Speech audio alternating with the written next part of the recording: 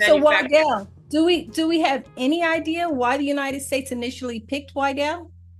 Well, Guaido is very much associated with the CIA, and one thing to really understand about Gonzalez is that he's former death squad, and a lot of people, in all of the media, the mainstream media, they're calling him a quiet, bird-loving grandfather.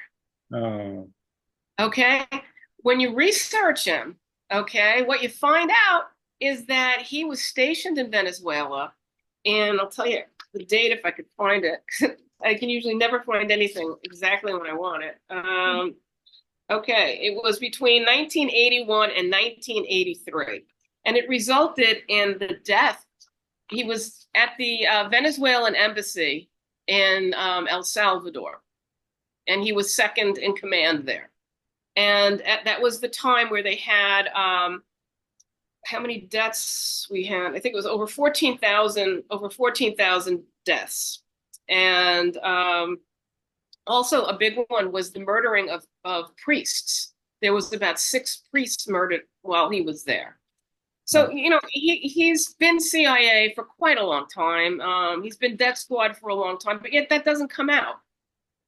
And the other thing is he was a proxy for this other woman who is Marie Machado, and she's equally terrible.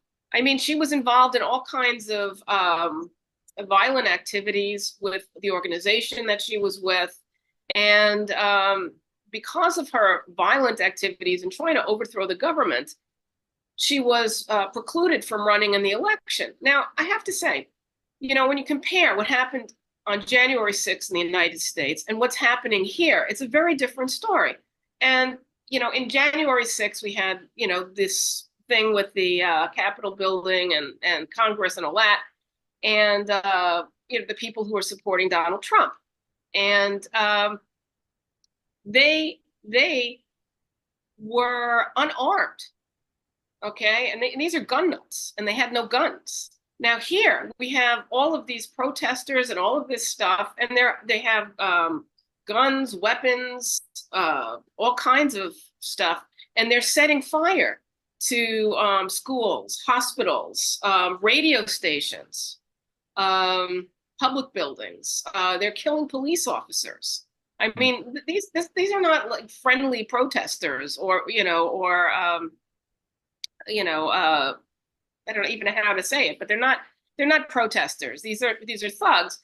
And when they actually arrested people, and they arrested quite a few, and I thought it was very interesting. They arrested about the same amount that we arrested in the United States, which was kind of interesting. In Venezuela, they arrested 1,062 people, and when they checked to see if these were voters who felt disenfranchised, what they found out is that 74% of these people had never even voted. Mm. So you're telling me, and all of us, that these are people who feel disenfranchised from their vote, and 74% haven't even voted. So these are thugs. These are criminals, and basically that's how they're being treated.